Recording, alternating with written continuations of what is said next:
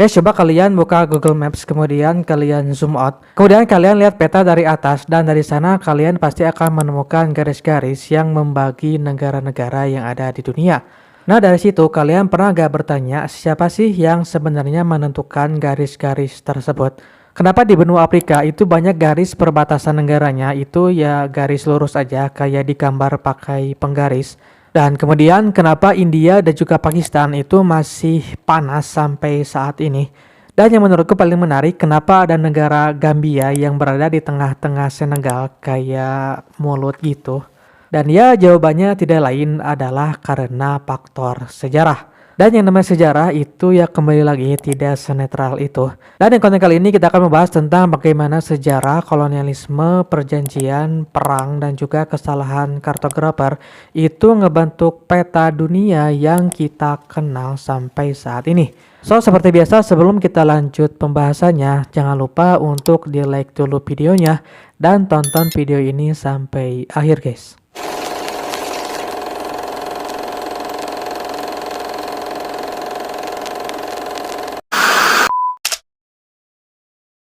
Pertama-tama kita harus sepakat bahwa yang namanya peta dunia yang kita kenal saat ini itu bukan representasi objektif dari keadaan yang sesungguhnya. Seperti kata geografer Marc Monmonier, maps lie but they do so with our permission. Nah, kalian tahu gak Mercator Projection? Sebuah proyeksi yang digunakan di dalam peta yang kita kenal saat ini. Yang dimana dalam peta itu kita akan melihat bahwa benua Eropa itu lebih besar daripada Afrika. Padahal kenyataannya Afrika itu sebenarnya 14 kali lebih luas dari Greenland. Tapi kalau kita lihat di peta, ya nampak luasnya itu seperti sama. Jadi bisa dibilang sejak awal pada saat kita tahu peta dunia, itu ya kita dalam tanda kutip sudah dibohongi karena itu tidak sesuai dengan aslinya, ya data itu merupakan data yang bias. Oke, sekarang kita akan membahas tentang garis batas negara.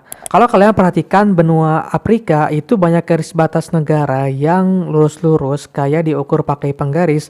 Pertanyaannya itu kenapa? Nah, jawabannya ya karena memang begitu adanya. Nah, jadi pada tahun 1884 negara-negara Eropa ngadain sebuah konferensi yang namanya itu Konferensi Berlin, yang dimana di dalam konferensi tersebut itu negara-negara Eropa atau negara-negara penjajah akan membagi benua Afrika kepada negara-negara Eropa yang akan dijadikan sebagai daerah koloni bagi mereka. Nah, jadi ibaratkan benua Afrika ini sebuah kue kemudian dipotong-potong dan kuenya itu ya dibagi-bagi, ini buat Inggris, ini buat Prancis, ini buat Belgia dan lain sebagainya. Ya intinya Afrika itu dibagi-bagi kepada negara-negara penjajah tersebut.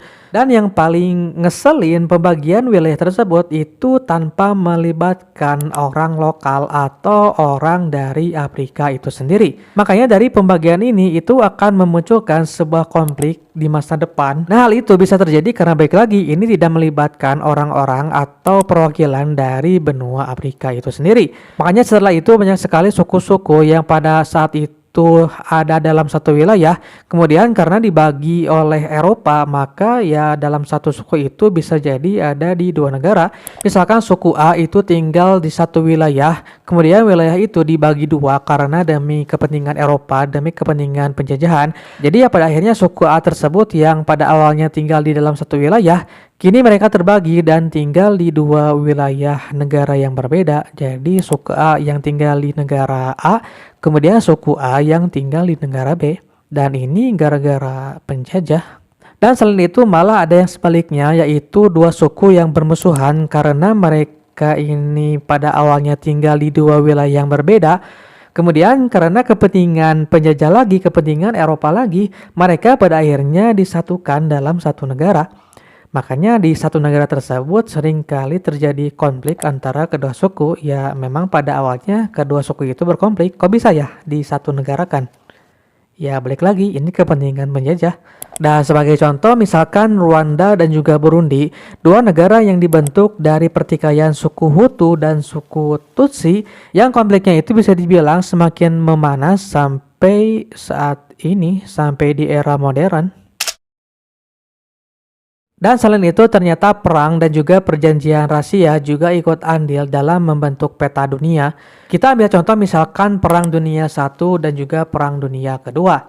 Nah, setelah Perang Dunia Pertama, sebagaimana yang kita tahu bahwa saat itu banyak negara yang bubar dan salah satu di antaranya itu Kekaisaran Ottoman. Dari tahun 1916, Inggris dan Prancis itu bikin sebuah perjanjian rahasia yang namanya itu Sykes-Picot Agreement, yang isinya itu membagi-bagi wilayah Kekaisaran Ottoman di Timur Tengah. Nah, seperti contohnya Irak, Suriah, dan juga Palestina, itu semua garis perbatasan negaranya itu dibikin berdasarkan kepentingan Eropa. Dan dari situlah konflik modern muncul sebagaimana yang kita tahu di Timur Tengah, yang dimana itu salah satu akarnya dari perjanjian Balfour dan wilayah yang ditinggalin Inggris dengan kondisi yang belum stabil. Nah, sekarang kita masuk ke pasca Perang Dunia Kedua. Nah, buat yang belum tahu, India itu dulunya tidak seluas yang sekarang, melainkan lebih luas lagi. Cuma setelah Perang Dunia, India itu terbagi menjadi dua negara, yaitu India dan juga Pakistan. Nah, apa sih alasan dibalik dari terbentuknya kedua negara ini yang dulunya satu? Alasannya adalah tidak lain yaitu agama. Nah, jadi di wilayah India yang dulu yang masih dijajah oleh Inggris, itu ada dua agama mayoritas yaitu Hindu dan juga agama Islam. Kemudian karena satu dan lain hal itu menjadi terpisah, yang agama Islam itu membuat negara baru yaitu Pakistan. Kemudian yang Hindu ya tetap menjadi negara India yang sekarang. Nah, tapi yang perlu digarisbawahi teman-teman bahwa terbaginya dua negara ini itu tidak mulus begitu saja. Bisa dibilang proses pembagiannya itu berdarah-darah. Ada lebih dari 15 juta orang terpaksa pindah dan ratusan ribu diantaranya itu tewas. Nah, selain itu, selain karena dua hal tadi, karena perang dan juga karena emang dibagi oleh negara penjajah, ada negara-negara yang bentuknya aneh karena sebuah keputusan politik yang absurd. Kalau kalian perhatikan Gambia di peta, kalian pasti akan melihat bahwa bentuknya itu tak biasa. Kalau diibaratkan itu seperti ya sebuah lidah. Nah, jadi Gambia ini merupakan sebuah negara yang wilayahnya itu mengikuti Sungai Gambia, yang itu diapit sama Senegal. Nah, pertanyaannya kenapa wilayahnya bisa seperti itu? Nah, jadi pada saat itu Gambia ini merupakan negara yang dijajah oleh Inggris, dan Inggris itu cuma mengklaim wilayah sejauh kapal yang bisa menyusuri sungai itu dari pantai. Nah, jadi bisa dibilang pada saat dijajah Inggris cuma mengklaim ya wilayah yang dekat sungai Gambia itu antara kiri dan kanan. Sisanya yaitu oleh negara lain, makanya wilayah Gambia atau negara Gambia itu bentuknya seperti yang kita kenal saat ini. Kemudian selain itu ada juga negara Lesotho di Afrika Selatan. Kalau kalian perhatikan, Lesotho ini terletak di tengah-tengah negara Afrika Selatan. Nah, pertanyaannya kenapa bisa terjadi demikian? Nah, bisa dibilang Lesotho ini merupakan kerajaan lokal yang ada di Afrika Selatan yang wilayahnya itu nggak sempat dijajah oleh negara yang menjajah wilayah Afrika Selatan. Dan buat kalian yang belum tahu, jadi wilayah Lesotho ini bisa dibilang ada di daerah ketinggian, yang dimana itu mungkin menjadi alasan kenapa Lesotho ini ya tidak dijajah atau belum dicaplok oleh penjajah. Kemudian selain Gambia dan juga Lesotho, ada Alaska, salah satu negara bagian Amerika Serikat. Yang dimana kalau kita melihat peta Alaska itu sebenarnya secara geografis lebih dekat dengan Rusia dan juga Kanada dibandingkan dengan negara induknya Amerika Serikat.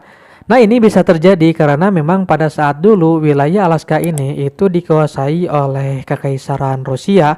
Kemudian di tahun 1867 wilayah Alaska ini dijual ke Amerika Serikat, dan setelah itu wilayahnya ya menjadi bagian dari Amerika Serikat. Kemudian kita masuk ke pasca Perang Dunia Kedua atau lebih tepatnya di masa Perang Dingin, yang dimana ini pun menjadi penyebab dari terbentuknya peta dunia saat ini. Nah, di masa Perang Dingin, sebagaimana kita tahu bahwa di dunia ini menjadi dua blok, yaitu blok Barat dengan blok Timur. Blok Barat dengan liberalismenya yang dipimpin oleh Amerika Serikat, kemudian blok Timur dengan komunismenya yang dipimpin oleh Uni Soviet. Nah, karena dengan terbaginya dua blok ini antara blok komunis dengan liberalis, itu pun ternyata membuat sebuah negara terbagi menjadi dua. Kita ambil contoh misalkan Jerman itu kan terbagi menjadi Jerman Barat dan juga Jerman Timur. Jerman Barat itu liberal dan Jerman Timur itu komunis. Kemudian selain itu ada juga Korea yang dulunya satu daratan Korea aja. Saat ini kita tahu bahwa ada Korea Utara dan juga Korea Selatan. Korea Utara dengan komunisnya, kemudian Korea Selatan dengan liberalismenya. Kemudian selain kedua negara itu ada juga Vietnam yang dulu sempat terbagi menjadi dua antara Vietnam Utara dan juga Selatan. Cuman ya mereka bisa kembali menjadi satu negara karena salah satu pihak itu kalah perang.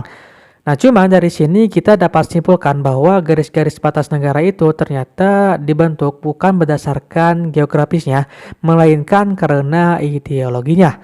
Apalagi bisa dibilang dengan terbaginya dua negara itu seperti ya seolah-olah dua kutub yang berseberangan. Ya sebagaimana kita tahu bahwa yang namanya komunis dengan liberalis itu kan ya berseberangan. Makanya negara yang terbentuk karena alasan ini itu seringkali mengalami konflik. Ya sebagai contoh Korea Utara dengan Korea Selatan. Selesai di abad 20, kemudian kita masuk ke awal abad 21 atau di abad ke-21 sekalian juga. Ternyata setelah itu bentuk peta pun masih mengalami beberapa perubahan karena banyak negara-negara baru yang muncul. Kita ambil contoh Uni Soviet yang di tahun 1991 itu bubar. Hasilnya ada lebih dari 15 negara baru yang muncul. Beberapa di antaranya seperti Kazakhstan, Ukraina, Estonia, Georgia, dan juga lain-lainnya. Kemudian kita tarik ke tahun 2011, ada negara yang namanya Sudan. Nah, Sudan ini dulunya merupakan satu negara, kemudian di tahun 2011 karena mengalami banyak konflik, itu negaranya terbagi menjadi Sudan dan juga Sudan Selatan. Nah, hal ini bisa terjadi karena konflik yang berkepanjangan antara mayoritas Muslim di utara dengan mayoritas Islam dan animisme yang ada di selatan. Sehingga dari situ mereka memutuskan untuk membagi wilayah Sudan menjadi dua negara. Dan selain itu ternyata ada beberapa juga negara yang mereka ini ingin merdeka tapi belum diakui sampai saat ini. Seperti contohnya Taiwan, Kurdistan, Palestina, Catalonia, dan lain sebagainya.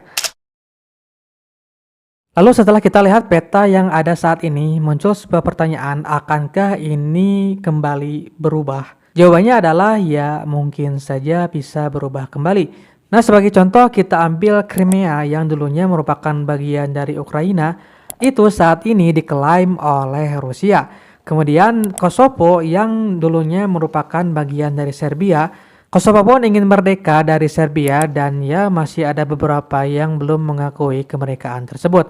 Kemudian salah satu konflik yang terjadi cukup panjang yang ini menjadi isu internasional yaitu antara Palestina dan juga Israel. Dan mungkin ini di masa depan juga bisa merubah peta dunia menjadi ya peta yang baru. Dan selain itu juga beberapa negara yang aku sebutkan sebelumnya yang ingin merdeka tapi mereka belum bisa merdeka sepenuhnya seperti misalkan Taiwan ataupun Kurdistan. Ya kalau misalkan mereka itu merdeka ya tentu saja peta dunia akan berubah kembali. Dan dari sini kita bisa menyimpulkan bahwa yang namanya peta itu enggak statis melainkan dinamis. Jadi akan ada banyak perubahan tergantung bagaimana politik dunia berkembang. Bisa jadi ada negara yang terpecah belah kembali atau bahkan bisa jadi ada negara yang malah bersatu menjadi satu negara yang besar. Ya kita tidak akan pernah tahu ya mungkin beberapa tahun atau sekian puluh tahun ke depan ya itu mungkin aja bisa terjadi. So guys, itulah pembahasan tentang alasan bagaimana peta dunia terbentuk sampai saat ini. Ternyata banyak faktor, ada sejarah, kolonialisme, ada juga keputusan yang absurd dan lain sebagainya. Tapi yang jelas aku mau tahu dari kalian, menurut kalian negara mana yang memiliki wilayah paling aneh di dunia? Coba kalian ketik di kolom komentar. Nah, dari sini ada sebuah kutipan yang menurutku cukup menarik, yaitu kita ini masih hidup di dunia yang dibagi-bagi oleh keputusan orang-orang di masa lalu. Ya memang karena faktanya demikian, negara yang kita tahu saat ini itu kan berdasarkan apa yang terjadi di masa lalu. Yang itu ya benar kita masih menggunakannya sampai saat ini. Dan buat teman-teman, kira-kira menurut kalian gimana video kali ini? Coba ketik di kolom komentar pendapat kalian. Dan buat kalian yang mungkin lebih paham dan lebih mengerti tentang bagaimana peta dunia ini terbentuk, kalian boleh koreksi atau menambahkan apa yang ada di dalam video ini dengan cara mengetiknya di kolom komentar. So, segitu saja untuk konten kali ini. Sampai jumpa di konten selanjutnya, guys.